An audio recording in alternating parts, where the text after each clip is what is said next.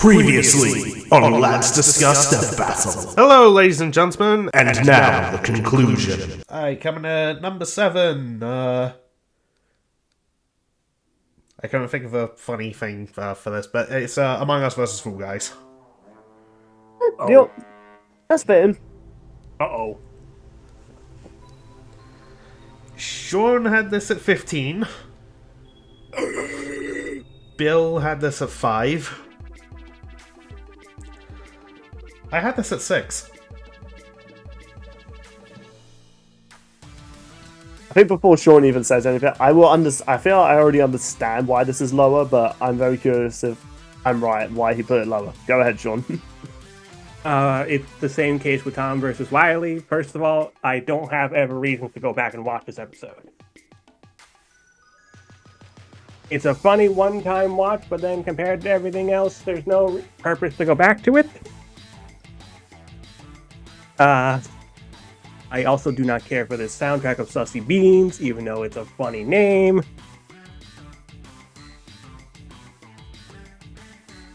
And there's one thing in the post-analysis I disagree with for the Fall Guys, which is the whole Twitter thread argument. I thought that was kind of dumb.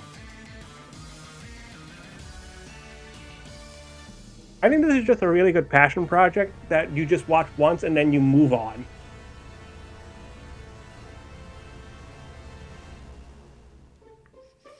I mean, fair. I feel like I can agree with the whole, like, Twitter feed, thing. Boomstick was right. That was a bit of a stretch. Huh.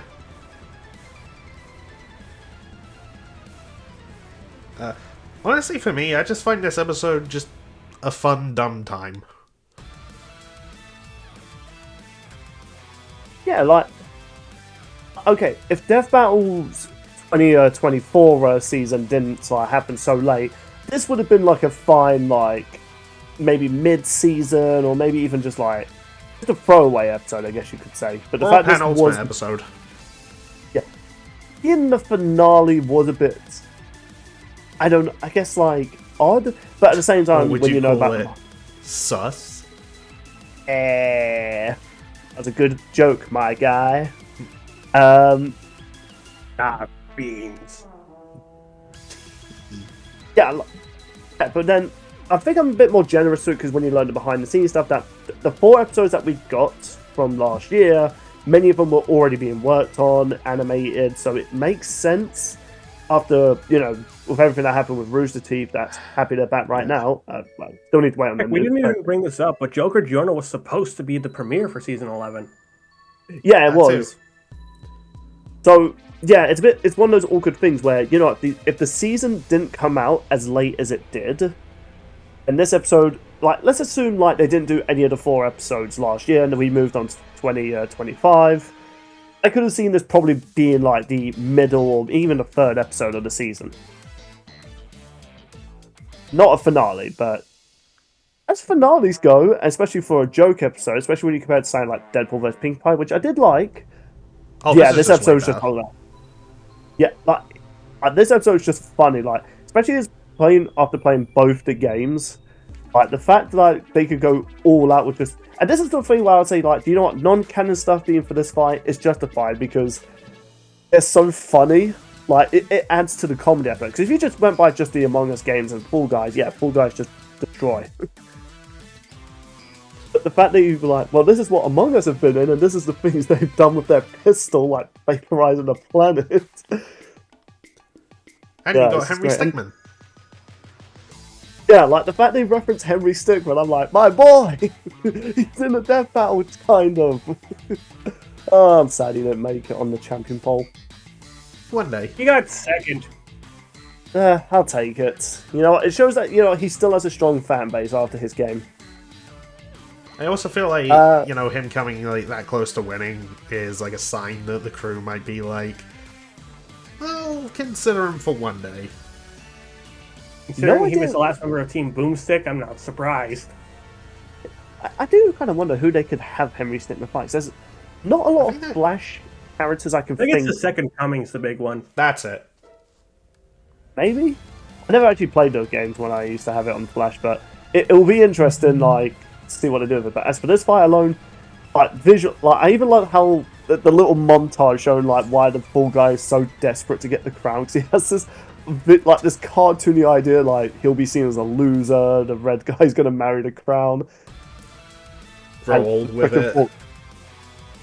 Yeah, and it was even downright brutal how he shoves the crown down his throat. It's like, thanks. That's death of 2024. And just that POV shot of like the blood on his hands and all like the guts, the one bone just on the floor, and the Fall Guy's traumatized, puts the crown on, Fortnite dance. Yeah, which it wasn't supposed to be a Fortnite dance. They just assumed. I think it was Zach who assumed it was supposed to be a Fortnite dance. Nice. It was just so funny, and it's such a good way to end the fight. Like, is it cringe? Yes. Is it hilarious cringe though? Absolutely. Like this episode, like on its own, ignoring the fact that like, it might have been seen as a bit of a waste of a finale, the episode itself was hilarious. Like I don't even say it's the fight itself is visually funnier than Wily versus Tom, and also just with this one goes. It also this episode also in a weird way makes verse debating kind of fun, because while it's fun to be serious talking about these more serious franchises, sometimes when you get the more goofier characters, it's more fun to look into the analysis aspect of them. Yeah. And I even just loved all the goofy stuff they threw in, like the twerking crewmate. They had to reference that meme one way or another. Well, there's that guy doing a task on his iPad, and the avatar of him does the distraction dance. Yeah. Oh, sad my blue guy died. As did Sean's guy. I also give credit to Inner Sloth for even acknowledging this episode exists, and they're like, yeah, no, the Among Us does not win. I mean, Yeah. crewmates kind of live to get killed, so... Yeah, like, obviously, if they did how they did this analysis with previous death battles, like using Twitter quotes and stuff like that, that's a bit of a stretch. But like, people who really cares for Among Us and Fall Guys, the literal existence of these characters is they're in a game, they either die or win. That's literally their existence. It went better for the Fall Guys than it did on Cat. Don't say that much. But Yeah. Fall Guys is just a show.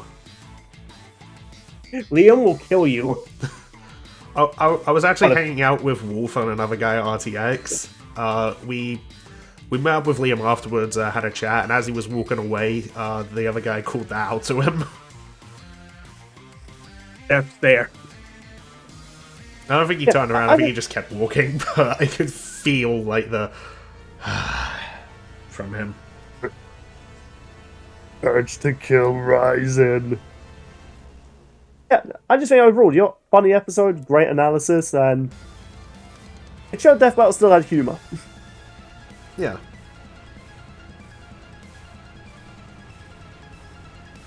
Also, Ringmaster is a terrible imposter. The whole "it isn't me" strategy. Was he actually an imposter, or was he like an actual crewmate who He was? was. He wasn't actually an imposter. Okay, fair enough. Yeah. He kept Off the saying, job. "It isn't me." Then he gets voted out, screaming, "It isn't me!" Ringmaster was an imposter. To be Also, fair, just props to the ending of it, of Johnson going, the winner is the Fall Guys, and me. But to be fair on Ringmaster, though, technically it was Boomstick's weird reasoning why he voted him is the real reason he lost. I mean, I think that's happened to us before. Oh yeah, I've been voted out for stupid shit. No, I'm still not bitter about it. I am a professional. He finds you guilty of nothing. The sentence is death. We made that into a funny thing. I've died for less. True. So I guess moving on. Hey, before we do, hey, I don't trust Sean. We need to vote him out. What did I do? You existed. Are you my ex? Okay, on that So note, moving can we on. vote to move on? Number 6 is Ruby vs. Maka, episode 200. Ooh. It made it to the top 10, I think, deserved. Sean had it at 6. Oh, that one. Bill had it at 7. I had it at 10. Wait, you had it the lowest? Shockingly, Well- yeah. I just enjoyed the other episodes more. I expected you to have this at number 1, to be honest. If Ruby won, it probably would have been higher for him. I've been there. You know what? I'm just gonna admit, yeah. There's nothing wrong Although, with admitting that. I think we all I said that at feel- one point about a certain episode. Though the episode I do have at number 1 would still be number 1.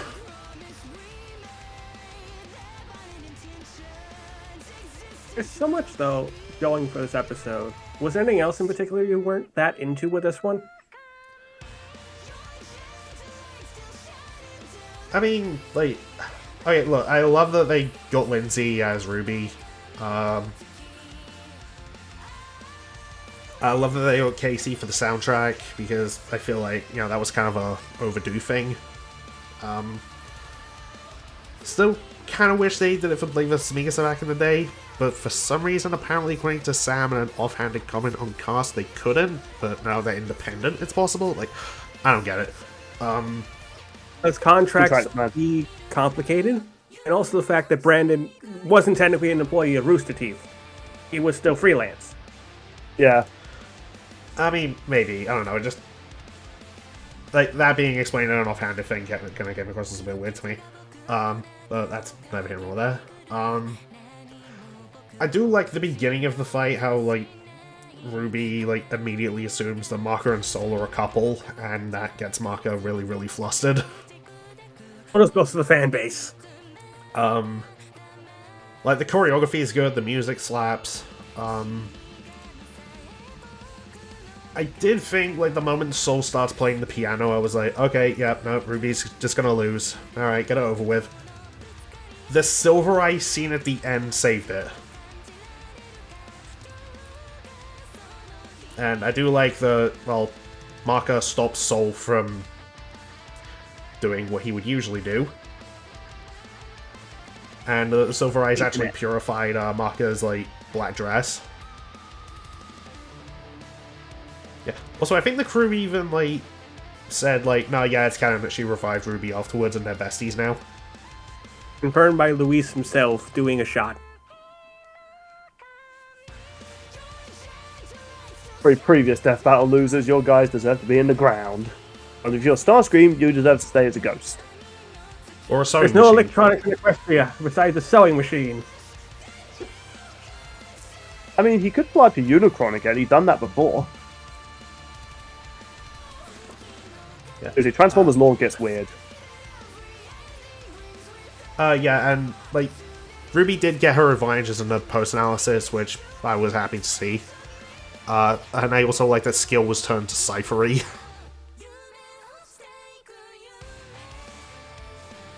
And also just this episode, like, the Monty tributes in the episode, like, pulled it forward for me. I don't know, I just enjoyed, like, the 9 other episodes I had above it more.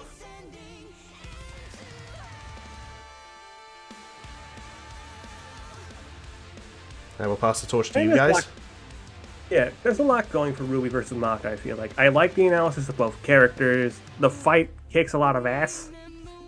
I think the only downside that I've seen some people talk about is actually the post-analysis. Yeah, this goes into what I was talking about with Doomslayer versus Marshy being considered one-sided. This is a very clearly one-sided fight as well, and I'll get this out of the way because this is kind of my major critique of it. It felt as though they were trying to give Ruby more buffs than she actually deserved. Like, she's a great character, I love her to bits, but especially after watching Soul Eater myself, also I can completely understand why people really want to see this anime get a reboot, because its ending kind of sucked. Yeah, it does feel as though they were really trying to stretch on how, especially the whole Cyphery thing, like them trying to make the excuse that, oh well, because like Soul is more independent and stuff like that, Mark has to focus more on him. It's just like, hey, if anything, that actually gives her more of an advantage because Soul's alive. But and not by the end of the series, they were so in sync, like they actually outclassed Ruby and Crescent Rose because Crescent Rose is literally just a scythe with a gun. It's So not I do kind of alive. agree that when it comes to skill, I think Rui taking it does make more sense than Maka taking it. For sure, Maka's agreed to skill, but she she's- hasn't been doing it as long as Ruby had. Yeah, Ruby's been at it for longer. So it makes sense. Agree to disagree. I do kind of disagree with Speed being a tie, though. Well, yeah, absolutely. Like, after watching the anime, and I think I even saw, I think it was Classic Command D, he expressed how at one point Maka got, like, sent to the moon and just came back down to Earth, and I was just like, okay, then, yeah, Maka definitely has speed. I know speed's kind of Ruby's whole thing, but, I mean, one, it's a bit more complicated than how it looks. But you know what? Lightspeed Ruby now can fully exist, and I am okay with that. There's a particular comment I saw about me on Reddit. No, still gonna be the bigger person.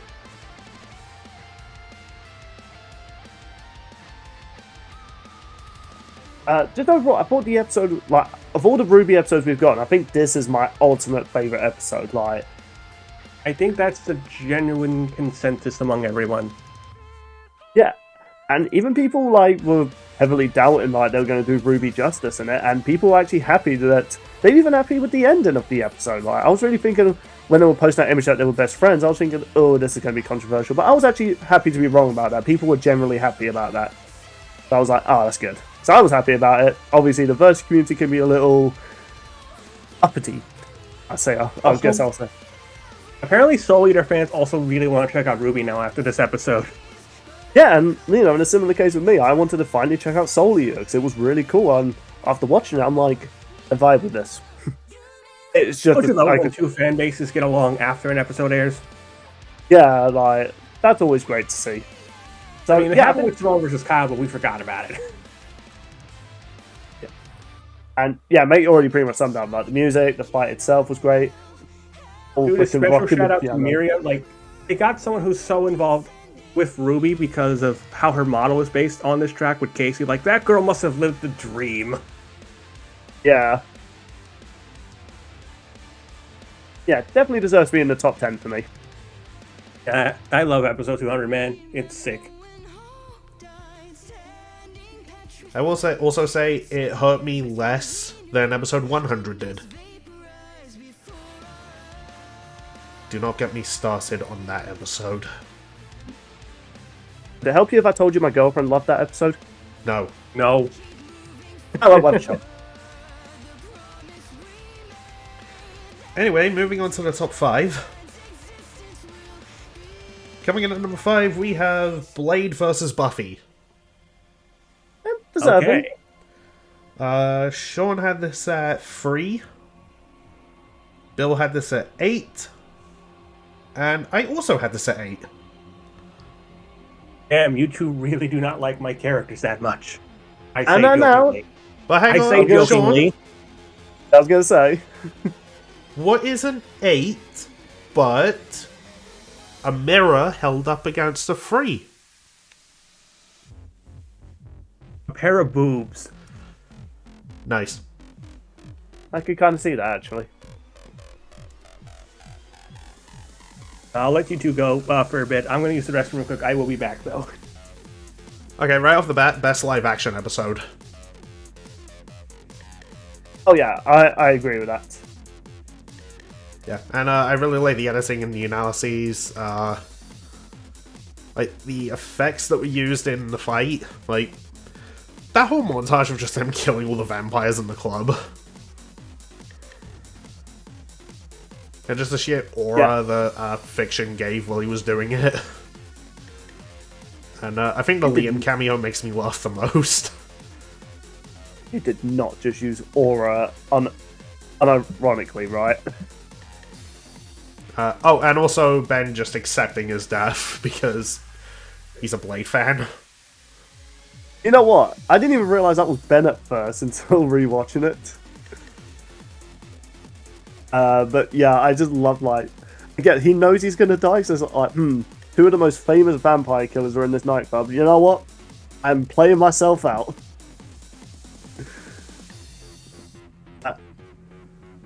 kind of going back to the analysis portion as well. One of my this is a bit of a weird one, but my favorite aspect has to have been watching reactions. Like, I mentioned my girlfriend before. I showed her Blade versus Buffy, and she went into this thinking like, well, Blade, obviously, because we binged a little bit of season 1 of Buffy, and she wasn't impressed with it. Sadly, I was like, look, it came at a different time. This is the hottest thing on TV.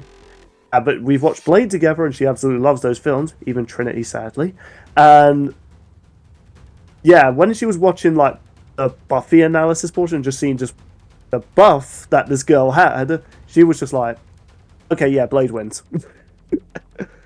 Like, it's like Buffy wins, like, especially at this character that's basically Galactus but eats the multiverse, and this is him dead. That was that moment she was like, Buffy wins.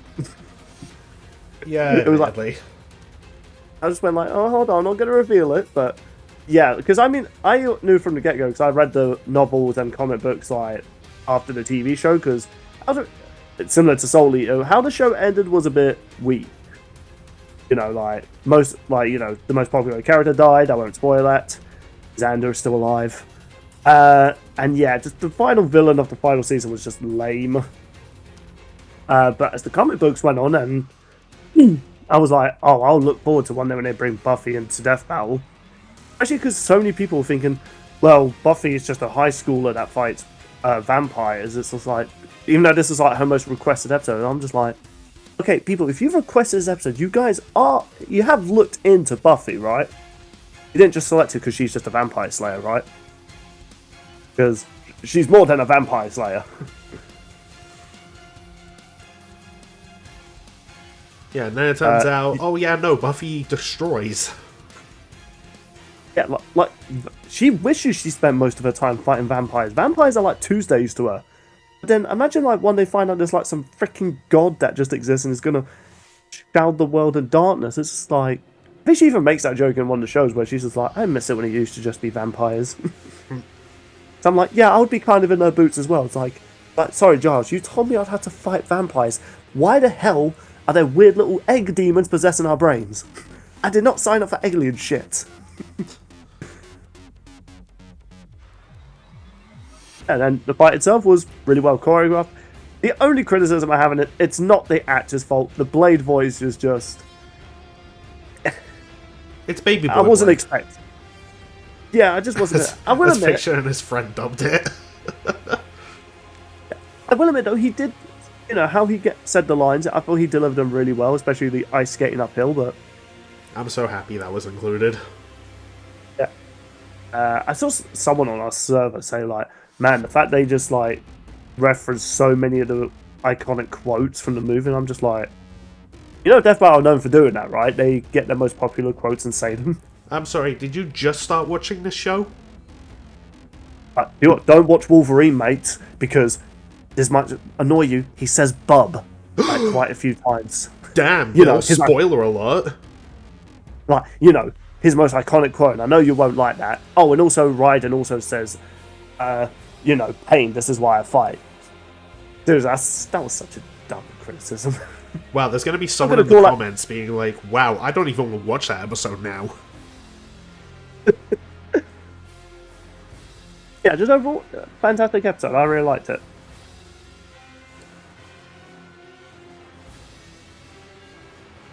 Yeah, same. I also just really like the move that Buffy does with the Slayer Scythe at the end.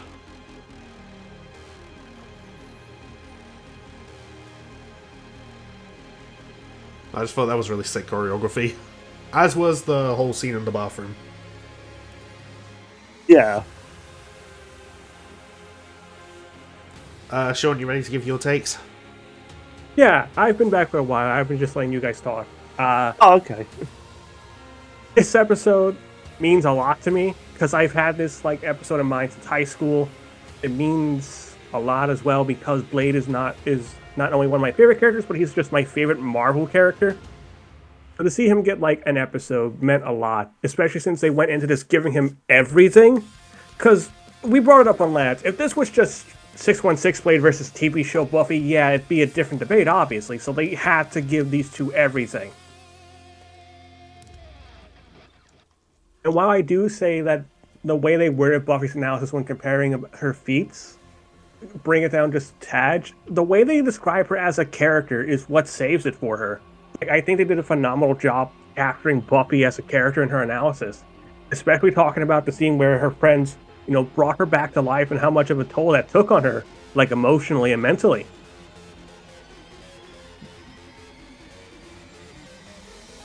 Blade, they gave the utmost respect for, and even throwing shade at Wesley Snipes at the beginning, I thought was clever and subtle.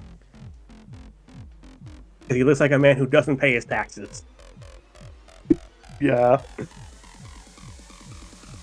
And I know you guys have said it, but yes, this is Ismahawk's best fight, obviously. And I do not care if this is a hot take. This was the best death of the year. From the pacing, the music, the brutality, especially since, it's Ismahawk, a lot of people give him crap about their death, but then they knock this one out of the park. I'm surprised by it. I freaking loved Red Hood's death. Like, that was pretty brutal.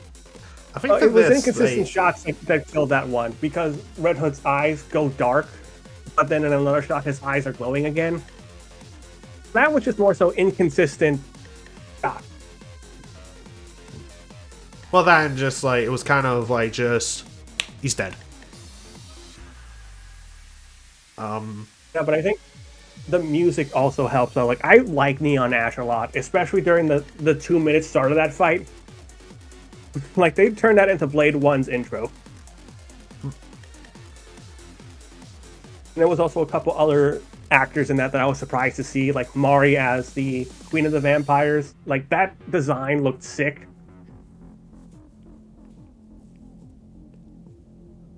And just the way they got the breathing gun to look with limited CGI was fantastic. And just some of the behind-the-scenes stuff that happened, like Mare actually breaking the actual prop, or the fact that the actors themselves didn't know the outcome until like a week before filming. Oh yeah, I think even Ismahawk were expecting Blade to win. Then when they got the word, they were just like, wait, seriously? I think it was specifically Death Battle said to them, and I quote, it's because Slayer's Scythe was Go Burr. Basically. Yeah, the Slayer Scythe is like pretty overpowered in the comic books and stuff like that. Sad it never made it into any of the games. But to be fair, Slayer Scythe wasn't a thing by then, but moving on. Yeah. Well, that and Buffy both... is just the avatar of vampire slaying. Yeah, Aang copied her homework. You cannot convince me otherwise. Just a more kid-friendly version. Ignore those deaths. Shout out to Mare and Fiction especially. Like, they both went above and beyond for their roles. From Mare training 8 months just to be Buffy, to Fiction getting a sword guy for Blade's weapons. Yeah, that's... both of them went above and beyond for these roles that I expected to be good, but then they carried it to phenomenal. The post-analysis makes sense. I was bummed Blade lost, obviously, but it made sense why Buffy does win, and my friend held it over my face, so I just bought her Italian food because she was right all these years. I love this episode a lot. It means so much to me, and the fact that it is as good as it was advertised to be just shows that Ismahawk is back. And I just hope that people enjoy both Blade and Buffy as characters, because not a lot of people knew who they were, really. Surprisingly. Mostly for Buffy, obviously. Yeah. Yeah, she's not as popular as Blade. Even like non-Marvel fans know who Blade is. Give us a crossover comic, damn it. After the Sailor Moon one, of course. Well, how about just make the movie Marvel? Or make the game. Finish the game. You don't understand. You don't understand, mate. If Wonder Man, people are dying to see Wonder Man.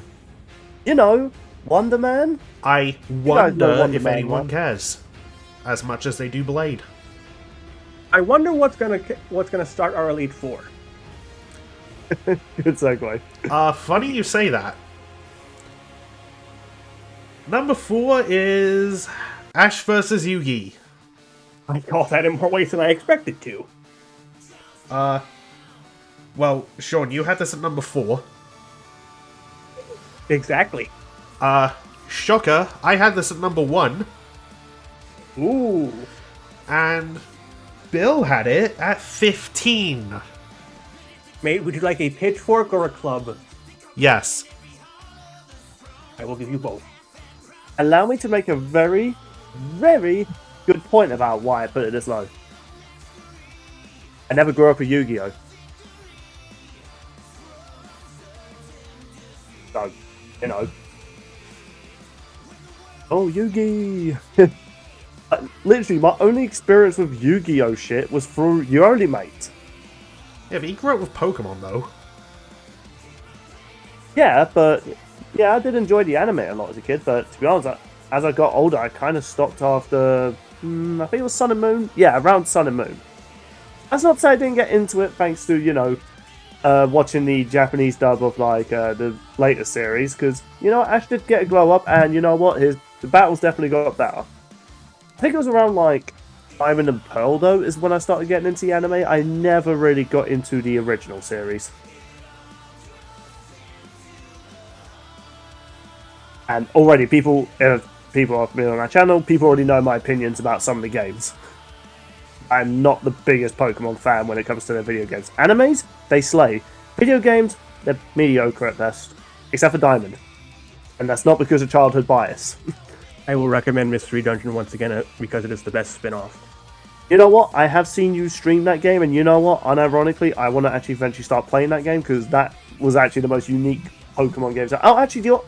Me and my sister also used to love Pokemon Snap. Like, we played that for hours because I don't know. There was something cool about seeing Pokemon interact in the wild. Because even in later games, all Pokemon ever do in the wild is just linger in the grass, and even it's like, you know, there was just something cool actually seeing these guys interact with the environment. Yeah, honestly, what I reasons think, do you have? like, with the games, like, I think Game Freak just need more time and a bigger budget. Absolutely. So, like, Anyway, Pokemon Company, give them that. As for this fight itself, or just the episode, yeah, do you know what? I feel as though there was a lot of things in the analysis I did enjoy, and I might eventually check out Yu-Gi-Oh! That's the anime I was kind of hinting at that I'm going to start watching after Soul Eater, so I'll let you guys know what I think about that. Are you gonna watch that in English or the original Japanese? I don't know yet. I mean, either's a good option, honestly. I will say a lot of stuff gets cut out of the original Japanese in the English compared to Japanese, I am aware of this. including some characters' measurements. Right, so I won't talk about too much about, you know, why I have this so low, because I will say I have this above Joker vs. Durana because I felt as though they did the characters better in this, and I never felt the characters were dumbed down by what they did with Durano at the end of his fight. I didn't really care much for the music. I thought it was all right. But yeah, I'll just quickly go by because I kind of already shared my opinion in our live stream. Link in the description. Oh wait, no, this ain't my channel. Link somewhere. I'm sure mate will put it somewhere. There will be a link to your channel. People can go check it out. There we are. Right. I think what kind of held back a lot of this episode for me is, one, I'm not really into Yugi, so I didn't really care if he won. It also just feels like, as much as it was cool seeing all the monsters fighting screen, they did kind of cut away through a lot of it. In fact, there were some really funny visuals that you would see through if you were slowing it down and looking, like, you know, the Usher simping for that one monster. I love that so much. It is an amazing visual gag. But a lot of the fight, like, okay, I understand why Lucario and Greninja evolved very early because, you know, it's hard to show off so many monsters if, like, you're trying to show them all off. So, you know, got to show them their peak. But even like Pokemon like Charizard, like, you know, he didn't get to do much and he just got one shot immediately. There was a lot of monsters that kind of showed up, did one thing and got one shot. So I guess you could say, you know, every monster kind of got a big moment as well as their big sad moment, I guess. But I think, and again, I hate the fact I find this funny because I don't think that was the intent. It's a whole, like, Tanjiro versus, like, Joestar, like, issue, like, the death was just funny. Like, you had, like, not funny in the sense like it was comedic, but Ash literally has that big friendship build up with Pikachu, and they do the Thunderbolt's, like, Z move, and all the Pokemon are, like, cheering them on. Just for Yugi just to go, like, you activated my trap card, I'm going to reverse that attack right back at you. And Ash's Pokemon and Ash and his Pokemon are practically vaporized, but they're standing there smiling. It's like, I'm not gonna lie, that's kind of morbid, but kind of comedic at the same time. Like, again, this could just go because of my sick, twisted mindset of why I find that funny, but I've never seen the power of friendship kill people, like kill the person who's delivering the power of friendship, because Yugi didn't use the power of friendship with his monsters, he just literally just threw out a cheap card to win. I mean, his power of friendship is what makes his monsters real. Yeah, but it's just the fact, like, it's the equivalent of, like, I don't know, firing a Death Star and someone just picks up a mirror and just reflects it back. It just ruins the moment. I mean, that's basically what Yugi does. That's how Magic Cylinder works. Yeah, it's just such a shame that's the death, but at the same time, people have brought up that compared to how other ways Yugi could have won this, it's probably the most merciful. I personally disagree, but it makes sense why they went with this. I'm just glad that Ash didn't get redded. True. I mean, to be fair, I'd say which one definitely deserves the brutality. Definitely Red. And if you watch the Pokemon Origins anime, you'll understand why my distaste for Red. He is a dick. By the way, Bill, there's something I never asked you, like, in the live stream, and I've been meaning to ask this. Us? In some of our private discussions, when it comes to Pikachu, and his previous episode, you've expressed that you believe that that episode's result was still accurate. After this updated analysis, do you still believe that Ash's Pikachu loses to Blanca? If we're just going by just Pikachu by himself, yes, because he can't activate his Z moves without Ash. If you said Blanca versus Ash and Pikachu and all his Pokemon, then no, Blanca obviously gets destroyed, but then at that point you're just giving Blanca such a crazy disadvantage. I mean, I'd still argue that Pikachu alone still wins. Like, you can still hold back Dialga's Rule of Time. Oh, Let me just quickly ask this, similar to, how much Street Fighter have you played? None. Rest my case. Anyway, but yeah, I'll let you guys go about this episode. Yeah, like overall, it's again similar to Joker versus Toronto. It's not a bad episode, not by any means. Obviously, not having that much attachment to these characters, not investing in the music, and having some issues with the fight itself, did put it down below my other characters.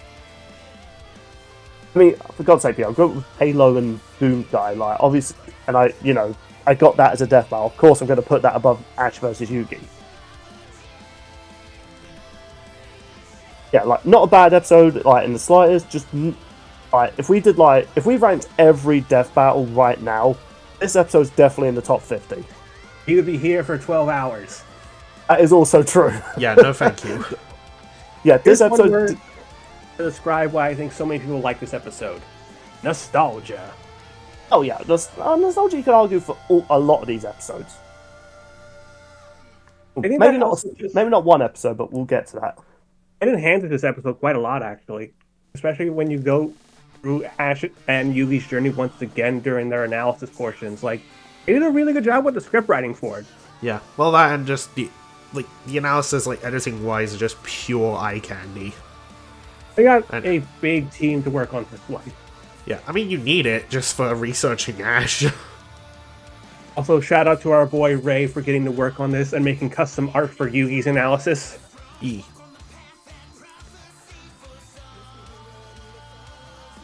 And then just, of course, there's so much that you have to go over for these characters, but they managed to fit all of it in such a well-done way where it didn't feel like it was rushed. Yeah. And they even address, like, yeah, a lot of Yugi's cards didn't get brought up, but they address in the post-analysis, we didn't even cover them all.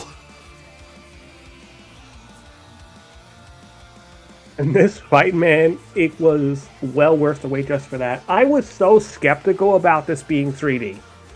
I think a lot of people were, and just how big of a shock that was. Especially because, like, we assumed, because we heard Origin was working on it, and everyone assumed, oh, it's going to be one hell of an awesome sprite fight, but then Luis decided to go a different direction as the animation director. Yeah, well, I think because, like, every Pokemon has a 3D model, not every Pokemon has a sprite. And then there's, like, making those sprites work for a fight like this, like... Ultimately, I feel like, 3D was probably the better choice. And everything looks really good, especially like Yugi and all his monsters look spectacular in 3D. Oh, for sure. Actually, that's Miles' buddy. Also, just big shout out to who I think like had the best performance of the year is Elsie Lovelock as Ash. Dude, I watched a reaction from a person who does a lot of Pokemon content, and they genuinely mistook her for Sarah, like Ash's official VA. Like, that should show you how like close her performance was. It's insane. Yeah, she nailed it pitch perfect, man. Like, and also Tom Schultz did a great job as Yugi, both Atem and regular Yugi. Yeah. Although, I did see some people say he sounded like Deku, and I can't unhear it, even in the original. Yeah, Yugi can sound like that too. Yugi was the original Deku. His Photoshop green hair and bada bing bada boom. And yet he gets the least amount of dislikes. Bad. That's because he's the king of games. Or Deku. It also just shows like how phenomenal their chemistry was with Atem and Yugi. Like, just to be set up and just... They did what Dark Side of the Dimensions should have done for the final duel. Yeah, I'll admit, I have like so much to say about this episode. Just like, and honestly, it's just pure eye candy, nostalgic galore. My girl Serena got name dropped. Yes, very happy about that. I did not. It wasn't needed, but I appreciate it. The Poker Rap first listing off a bunch of Ash's Pokemon. Ever. Oh, that was too good. And all the memes that they threw out just like in the background, which many of which I now understand thanks to M&J TV. Just God, everything about Yugi's analysis. Like, and I love how it like, you know, ended with like Yugi's growth, which the fight like reflects by having like a 10 get taken out and then, you know, recreating that shot from Dark Side Dimensions. There's a quote from Alara There's a quote from Alara I genuinely do agree with this. We knew what the outcome was gonna be, but the journey to get to the end is still worthwhile. Like, at the end of the day, no one really thought Ash was gonna win. You know, I had thoughts because people were giving me all this crazy stuff, but then as soon as like Mate was bringing up all the stuff for Yugi, and then the death bar, I'm like, I'm sorry, why do people still think Doomslayer versus Master Chief is the most one-sided fight this season?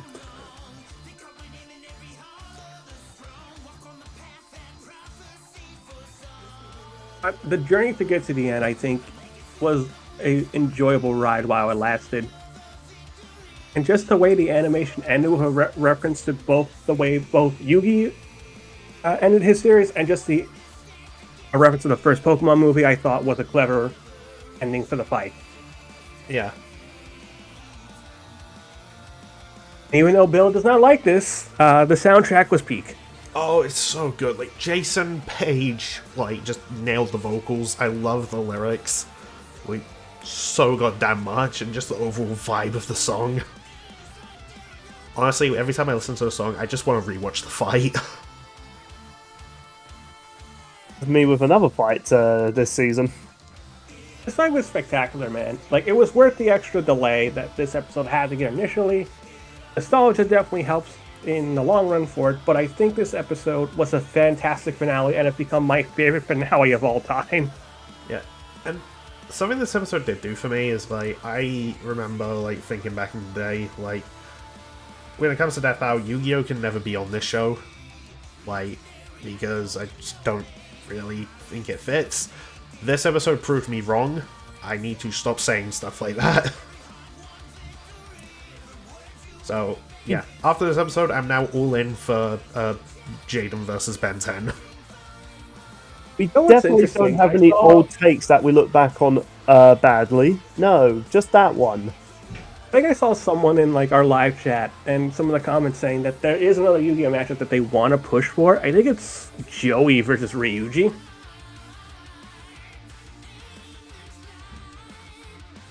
Yeah, there's been like a little bit more of a push for Yu-Gi-Oh matchups now since this episode came out.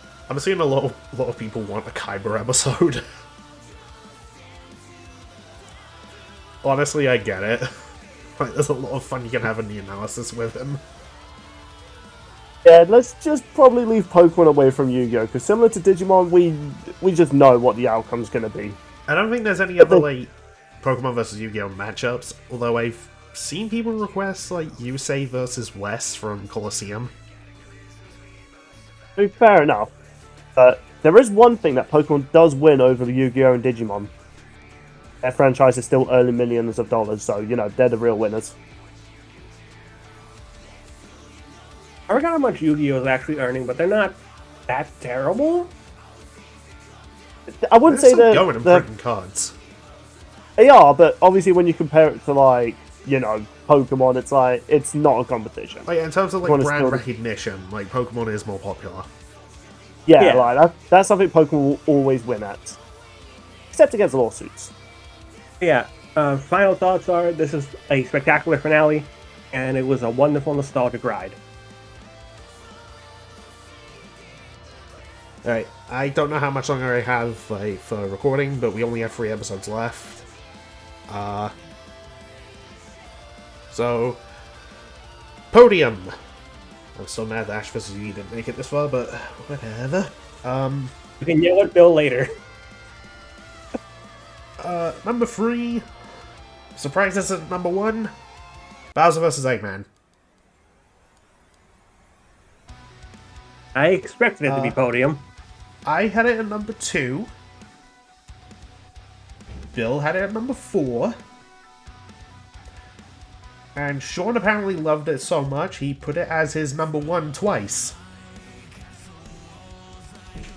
Right? That's an 11. I know, I was making a joke.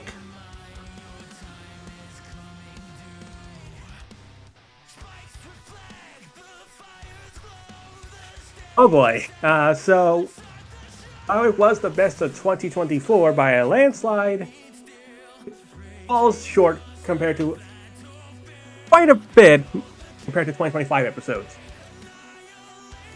Do I think the fight's really good? Yes, but a fight only gets you so far because no one I've ever heard when I talk about this episode talks about the analysis. And I see why. It's not as memorable. I disagree. Yeah, I disagree with that as well, man. Like, especially visually, especially Eggman's one, like, is so stellar. Yeah. Especially with, like, the end images they do when they're showing off the characters. Well, it's not as memorable as the fight. What I mean. I mean, let's be real here. Does it Like, have as its much as moments? we praise the analysis and stuff like that, let's be real here. The fights are the bigger attraction. It's like going to a theme park. You know, there's some rides that you do love, but obviously the big giant roller coaster, that is the one you want. Yeah, like, what are you gonna remember more? The giant roller coaster or the teacup ride? There's also a thing called balance. If you have both a good analysis and a good fight, you make a really good episode. That is true. I'm not disputing that. Hence why, you know, my number 1 and even number 2 have that in the bag.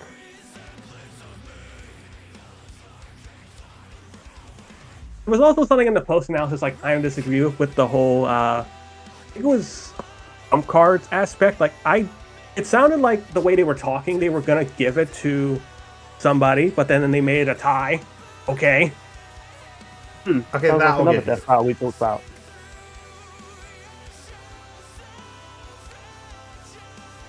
Also, I was just genuinely shocked with some of this episode. Like, hello, Zach, I didn't know you were an animator and a voice actor.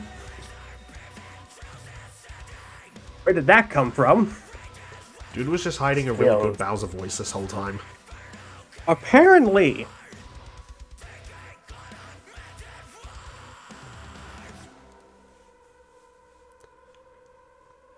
But also, like, at least when we talked about it the first time, that ending shot with Sage trying to go sign up for Bowser's Army felt weird at first until you, like, dive deeper into it. Yeah, you look at the currently plotting text. Nah, she's still loyal. You want Ubo and Cuba are freaking traitors. I think this fight definitely is really good. but there's not like a lot for me to go remember about the analysis portions of it either. Which, to be fair, that was a lot because this was my first time getting an army versus army fight. Eggman Wily. And funny enough, it was again with Eggman with an army fight. It was the first time in like over a decade. That's valid. And yes, we got like another army fight like a year later, but I prefer that one because nostalgia and bias. Because I grew up with Ash vs. Yugi compared to Bowser and Eggman.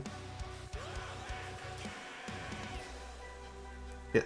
Meanwhile, I grew up with both franchises. Admittedly, I'm more of a Sonic person than Mario. God, I love Eggman's analysis. Like, just like going over like his family background, how he stepped away from it. The edit of him like stepping away from Gerald, like, is so cool. I love it so much. That is a sick visual. I like that adaptation in the movie though, as well. It's like, where are they? Look over there. Yes, slap. Yeah. Oh, This is the dance off. That was actually something I remember Tiki being really happy about. Because he wrote that script and the whole, like... Yeah, everyone talked about was Maria this, Maria that. And in the movie, there was that... Oh, Ivo, you're no Maria. You know, I saw a funny comment regarding that scene.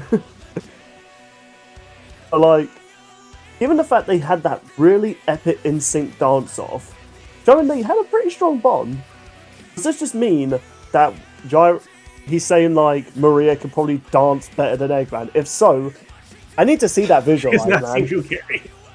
I need to see Jim Carrey and the actress Maria freaking recreate the dance. Dude. I said Drew Carrey because I was watching Whose Line Is It Anyway recently. My bad. You just imagine that, like, you're no Maria. We literally had a dance off. Oh, listen, Ivo, Maria could freaking destroy the dance floor. Just saying. You didn't see any of that on-screen stuff. Also, I think Victor Borba was on this soundtrack and then went on to be the best soundtrack of gaming last year. I find that pretty cool. Yeah. Oh, I also just love how Eggman's analysis just wraps up. Like, the whole, like, parallels between him and Gerald, like, Maria and Sage. The whole, like... Well, recall how Gerald was a good person until he lost a granddaughter he loved. In Eggman's case, now that he has Sage, perhaps a similar story is playing out in reverse. Nah! Yeah, he's a bad guy. Yeah, no. For you with Eggman stuff, that's like me with Bowser, because I obviously knew more about Eggman than Bowser, because I was more into Sonic games. I knew a bit of Bowser, you know, thanks for Ganon vs. Bowser. An overhated episode, I'm just saying. But I will admit, how they represented Bowser and his army was, in a way, more wholesome than I expected, because I have seen him showing care for his army in other games. Like, in the Rabbids game, when he's actually playable, he mentions how he needs to get his minions back, and the robot thinks it's just to take over the Mushroom Kingdom. He goes, "No, it's my army! I will not allow them to be slaves!" And the characters were generally surprised by that. It's like, okay, fair enough, Bowser. Yeah, and I remember hearing in some of the Mario and Luigi games, like, his minions resist mind control because they're that loyal to Bowser. Yeah, they even showed that when the villain tried to turn them all against Bowser, and they're all like, "We don't follow you, we follow Bowser." And just a personal thing, because he's my Mario Party character and Mario Kart character, Shy Guy charging into battle was peak. And he survived the battle. You see him looking at the laser as it's coming down. But Shy Guy survived the war. I love that. Like, I want to see, like, how did he survive? Did he just start jumping on random robots? It's mostly because the sound they make. When I first played him on Mario Party, he does the... I was like, in all my years playing Mario, that is not the noise I expected. You know, I was about to. How did we not get Yeah. Owen Wilson as the voice of Shy Guy in the movie? The whole... Oh god, the voices Wow. they have in the movie. Actually, they did briefly have a moment where they do the original Shy Guy voice when Luigi kicks one away. He goes, "Wow." But yeah, the voices they give them in the movie was kind of creepy. Yeah. They're still But- cute though. I love those little guys. But as for this fight, yeah, do we need to say more about it, man? It's amazing. it's peak. What more can we say? Like, the animation's peak, the soundtrack is peak. My only real critique is that Eggman kind of does nothing. Like, after he comes in with the Death Egg robot, and it's just Like, you were Metal hoping for like, Sonic. a super form, I imagine? But at the same time, I'm not complaining because Metal Sonic was a fucking badass in that fight. And then Infinite was the jobber. Just like in his game. Oof. But, I mean, to be fair, to defend that whole case, Eggman is known to fight like that. He stands back most of the time. Like, the only time he ever throws hands with people is when he's really pissed off, as we've seen in... I'm not sure if you guys ever seen it. You know that comic book when he stands up to Starlight, I believe his name is? But yeah, just that... like, you know, when the guy tries to mind control him and he, like, shows off that he knew he was going to do that and just grabs him by the leg and slams him on the floor. Yeah, I love it when Eggman can show he is... Because people do tend to forget, they mock him because he's just a geek. It's like, people, he's 6 foot tall and he's capable of punching up his own robots. I just want to throw out there, in the racing games, he is a power class character.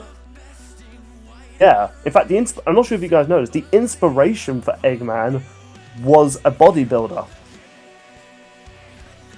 So, it's like, you know, I don't know why people seem to think he's just a geek, because, like, there's been plenty of times, even in the movie, he throws out a guy out of a bar while dusting off his hands. Like, he can throw hands.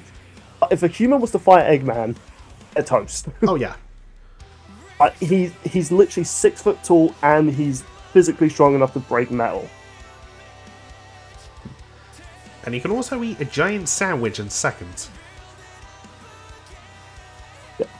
But, That's like, just impressive. You know, but in terms of, like, you know, him fighting in the actual fight, there were some good moments, and it makes sense he would use, like, his army and robots and mechs a lot more than himself.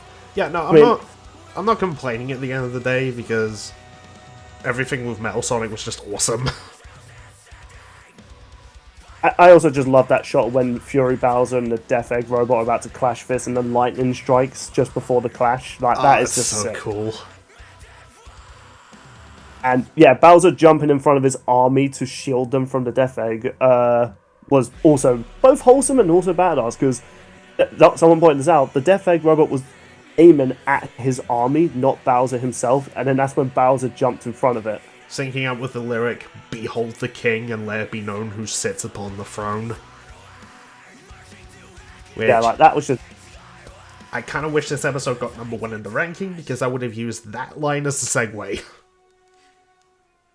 Also, just one more shout out, then I'll leave it for the next episode. That one Goomba that's looking at the laser like, dear God. Like, that is the best visual reaction of all the armies looking at the laser. Because Sharko just, like, jumps out like, "Real," and the other guys are just looking like, oh, that Goomba is like, may God have mercy on my soul. I just love that face. But yeah, that's my final thought. Great episode, and definitely deserves to be in, like, the top 3 podium. Alright, and second place, Dante versus Clive. Deserved. Sean had this at 2, Bill, you had it at 2, I had it at 3. Yep, you know what? It deserves it. It's a fantastic episode, and so sad I missed it. Like, I missed, like, the discussion, like, when the episode was announced. You were getting a concussion in Spain. I mean, I didn't go to Spain for the concussion, but that was also true. But you got one. Which I didn't even notice at the time. You were in Spain without the S, while in Spain with the S. Exactly. It was just a shame, because I'm not sure many people actually do know it. Like, I am actually really into JRPGs. Like, I grew up with a lot of, like, Final Fantasy sort of games and stuff like that.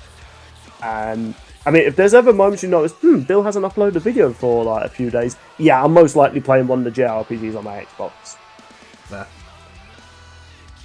I mean, 16 doesn't play like a traditional one, but No, it's it's still more really like... good. it's more like an ARPG. Like, it's a role-playing game with a bit more the action sort of aspect. Like, it's not turn-based to an extent. Like, you're moving around having to... It's kind of like Parasite Eve in a way, you're moving around avoiding attacks to build up your power to then, well, use them in the combat. Speaking of combat, this episode. Yeah. It's hard to find... The reason I put it number 2, because obviously the number 1 I have is really good. I had to get very nitpicky with this when I was making this ranking. I was like, what was the one thing in this episode that I didn't like that made it just below it? And I think it was something that Turok brought up, and I think I even brought it up myself. I did feel as though Dante's analysis was just kind of brushed over, and I know there's that argument that, well, everyone knows who Dante is, so we don't have to go too in-depth, who was in Death Battle before. That was such a while ago, though, so it's not a strong case. Like, Omni-Man makes sense, like, he was only just in a Death Battle, so we don't need to go too much into his Viltrumite origin. Dante's had, like, a few spin-off mobile games that no one played, a few comic books, mangas, and recently he had an anime TV show with some mixed reception. I personally enjoyed it. And, oh yeah, what's that other game that came out? Oh yeah, Devil May Cry 5. And they put a lot of focus on Devil May Cry 5 for Dante's analysis, it felt like. Yeah, but it felt like his origin was just kind of like scraped under the rug a lot. It's like, oh yeah, he's the son of Sparda, and now back to this. It's like, I get it, because, Devil May Cry 5 was like, that featured a lot of the crazy buffs that Dante got. It did kind of feel a bit frustrated, but that's literally my only nitpick, because, yeah, the analysis was amazing for these two, and get a very controversial outcome, but I think with the fight and the analysis, I think they did do a good job explaining it. Yeah, I mean, obviously, the outcome was very divided among some people, but I do think this was probably the closest fight this year. Yeah, absolutely. Like, I can see it. Well, maybe not this year. I'd say, like, compared to, like, Simone versus Kyle, it's like, I'd say it's just below that. Because when they did it, because I was going into this thinking Dante was going to win, I still think he could win. But compared to, like, how they explained Clive winning over, let's say, like, issues with Godzilla winning against Hulk, I felt as though Clive was explained much better because, let's be real here, their stats are so even, you really have to look into the small detail. And then Clive can just pull a Simone and become stronger than Dante. Yeah, exactly. So it's like, obviously you could argue Dante could...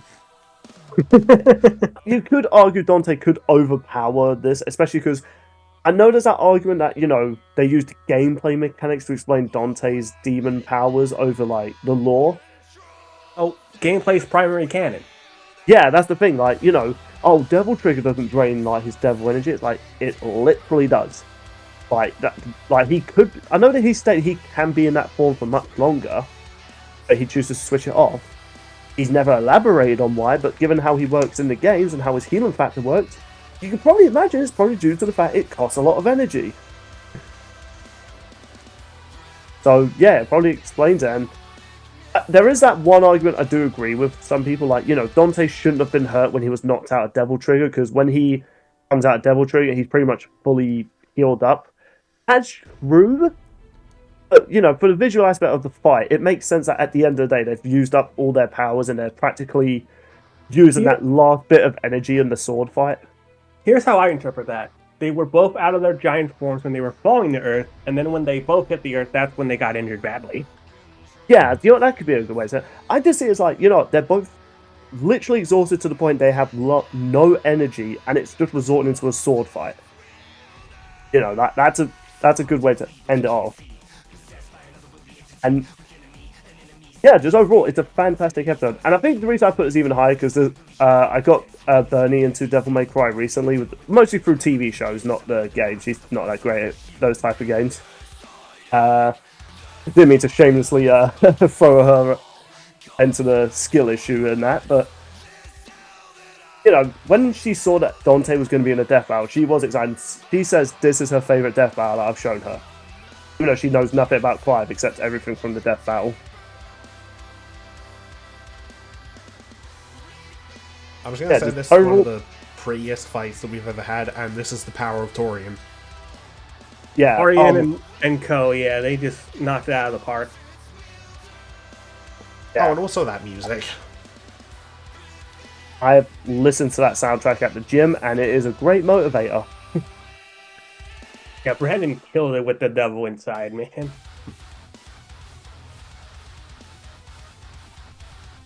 I also just really like Clive's analysis. I thought they did a really good job capturing him and his story, despite it being, one game.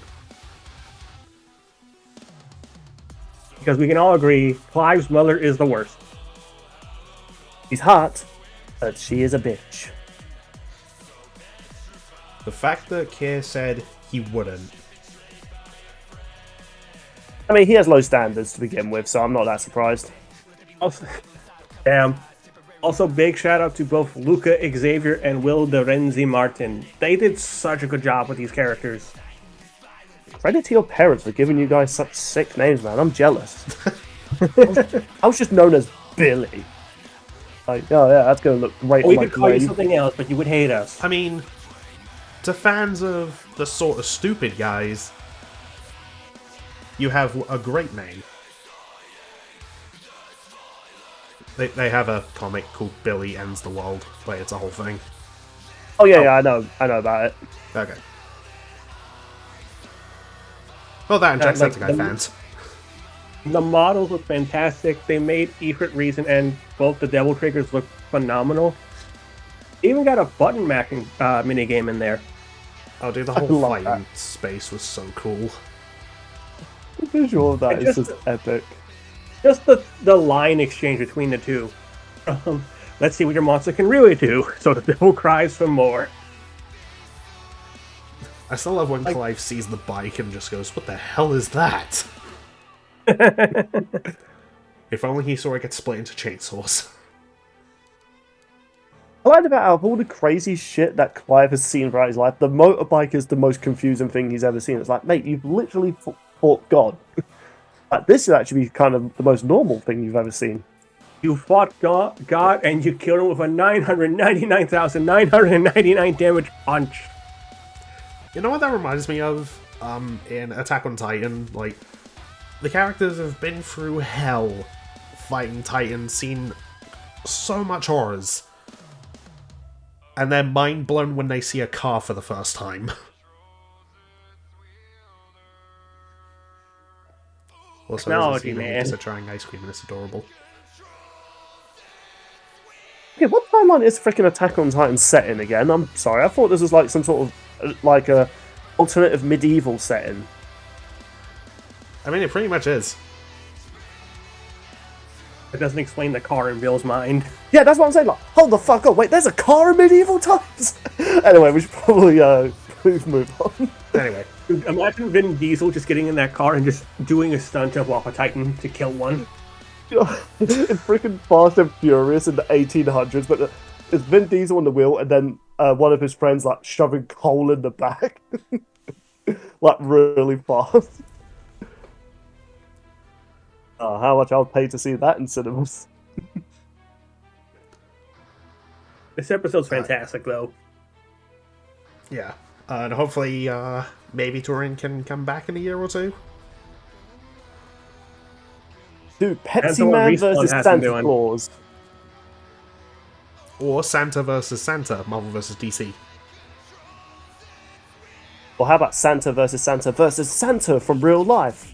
Actually, they automatically win because Coca-Cola used AI for his commercial last year.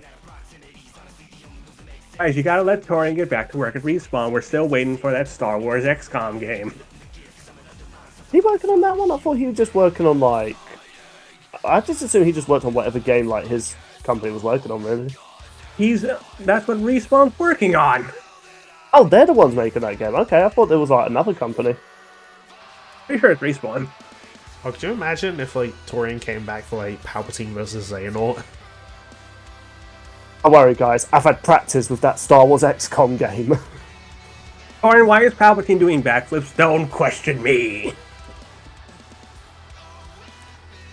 But if Darth Sidious does enter Deathfire, he has to do that unnecessary like twirl he does from Episode 3. Oh, he has to. Anyway, shall we move on to the number one? Yes. It might surprise people. Alright, if you've been keeping up by process of elimination, you know, number 1 is Spider-Man vs. Deku. Both Bill and Sean had it at number 1, I had it at my number 4. And we all agreed that Bill is banned from complaining about returning combatants permanently. Am I a hypocrite? You no longer have the right to complain about a combatant returning today. Okay, am I a hypocrite? Yes. Am I still going to complain about it? Also, yes. At least you're not a hypocrite. Yeah. Which, for those not in the know, usually collapses in on itself and becomes Ted Nugent. Nerd. You talk about an episode, though, that came out of left field, though, as far as, first of all, the episode itself. I didn't even think we would get another My Hero episode so soon after Shigaraki Mahito. And then for Moro to be like, hey, I'm working on this one. And then all of a sudden it's like stylized 3D, like, what the hell? Yeah, Moro just popped off. It He makes hit sense. my- It makes sense why he had to take a bit of a break after this one to work on his own projects. And I'm like, yeah, do you know what, man? You deserved it. Yeah. To combine this in a way, he went plus ultra to make this episode the ultimate My Hero episode. I'm gonna say this is the best My Hero episode of Death Battle. Oh, I agree. I'd even say it's the best Spider-Man episode we've gotten. That is also true. Yep, that's also true. That's also true. Sorry, I felt left out. Gosh, though, like, I did not think this episode would be as awesome as it was. But this has a perfect analysis for both characters, a really kick-ass fight, and a post-analysis that gives both respect to how they stand a chance against each other. Oh, yeah. Again, we kind of knew what the outcome was going to be, you know? No one really guessed Miles was going to win, but the journey to get to the end was spectacular. One might call it amazing. Some would call it superior. Oh wait, no one talks about that story.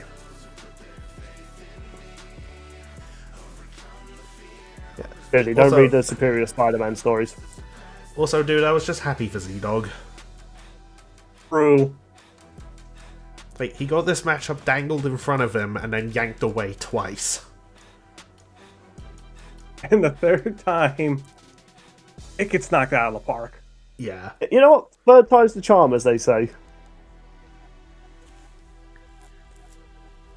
Yeah. be Also, honest- just like the voice acting, Deku's voice actor sounded so close to Justin Briner, it's insane. And we've think had that was Justin a- on the show. That is John Van Doren. We saw him as Soul when we talked about that earlier. I swear, that guy has a niche for Soul Eater and My Hero characters.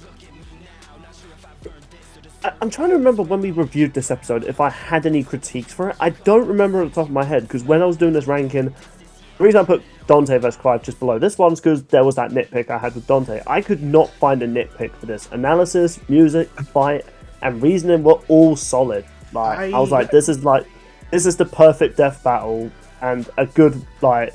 If I was to ever recommend any death battle to people who haven't seen it, I'd say watch Miles vs. Deku. That's a good one to start people on death battle, in my opinion.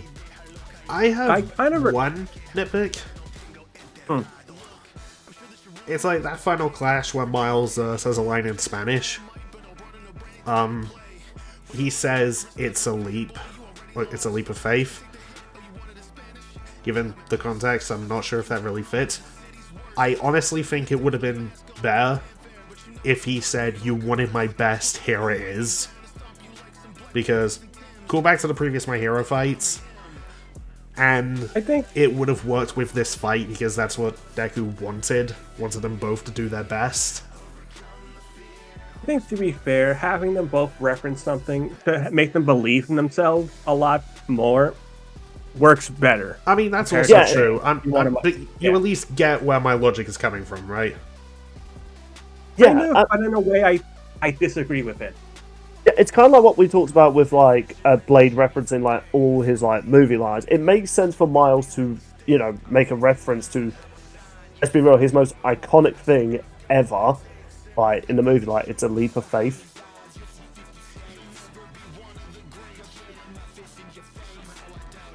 I want to admit as well, compared to like previous death battles when like, I didn't really mention it with Ash versus Yugi, but like Yugi just casually saying like, that was a good duel, Ash, after murdering him, and just being all like cheerful about it was kind of fucked up. That added to the whole dark thing.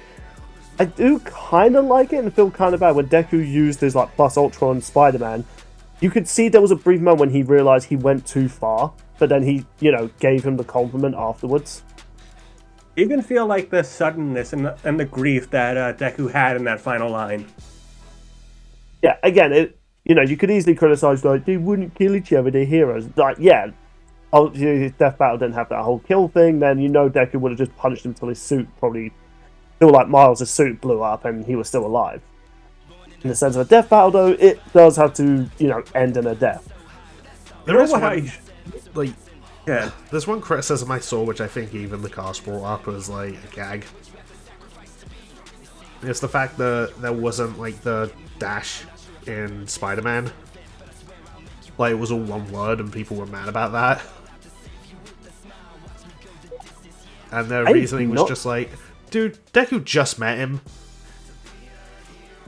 Like, maybe he doesn't know exactly how it's spelled. Like, come on. If people are still legit mad about that, I question it. I don't know if they're still mad, I'm just saying that was a funny thing that I heard. I never heard. That's the first time I've ever heard about that criticism. And there was like so much to look in the background, from references to the movie K-pop Demon Hunters to a QR code which took you to the greatest meme on the planet, apparently. Wait, was K-pop Demon Hunters in the background? Yeah, Sean, was there K-pop Demon Hunters in the background? I don't remember that being referenced. Yeah, there was a billboard promoting them. I was not aware of this. Dude, I still remember when I was in a voice call, like, with people in the server, I noticed the QR code, scanned it, and I just started laughing my ass off and sent it to them.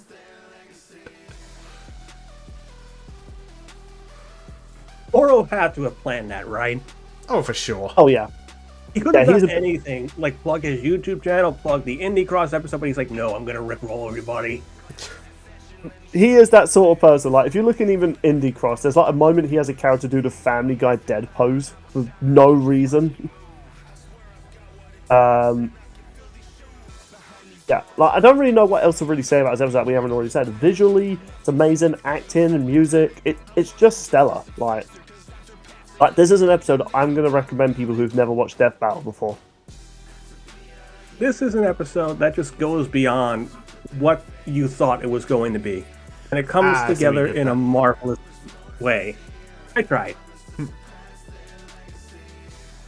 Listen, it's really hard to come up with so many marvelous puns, mate, alright? You could say they went the miles for this one, especially Miles' VA, who I still think did a phenomenal job.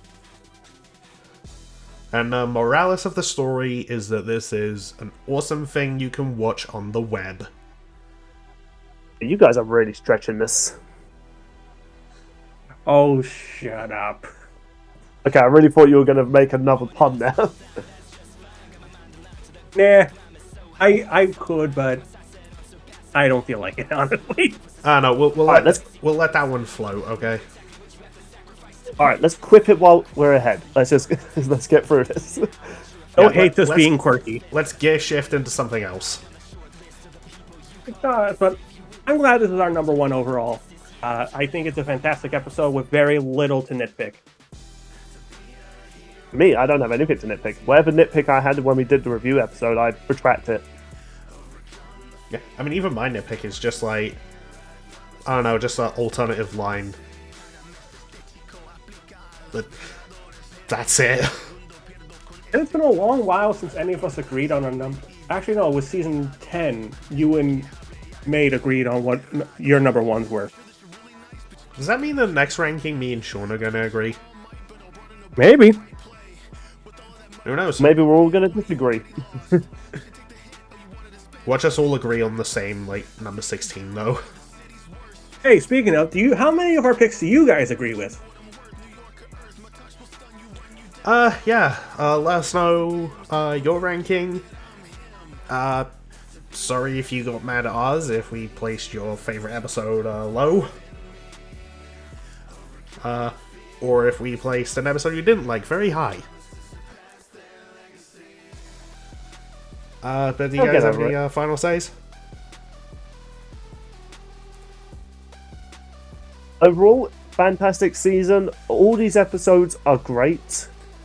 And I just only wish, like, I didn't have to be so nitpicky when I had to give my criticism for them while making this ranking. We appreciate you guys for checking out the rankings. However many parts Mate decides to make these is up to him. And please do not try to murder us and yell at us in the comment section. It takes a while to rank 16 episodes, and the new year just started like 8 days ago. Yeah, and we're also doing a randomizer playthrough of Pokemon Emerald. So check that out on Bill's channel.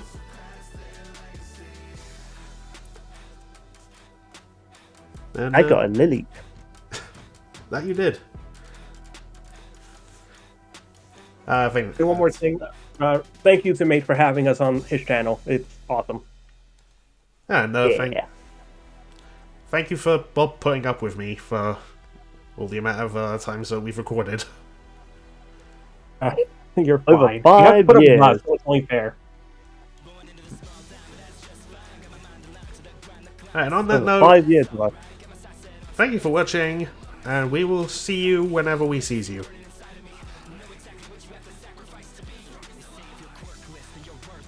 Bye bye. Bye.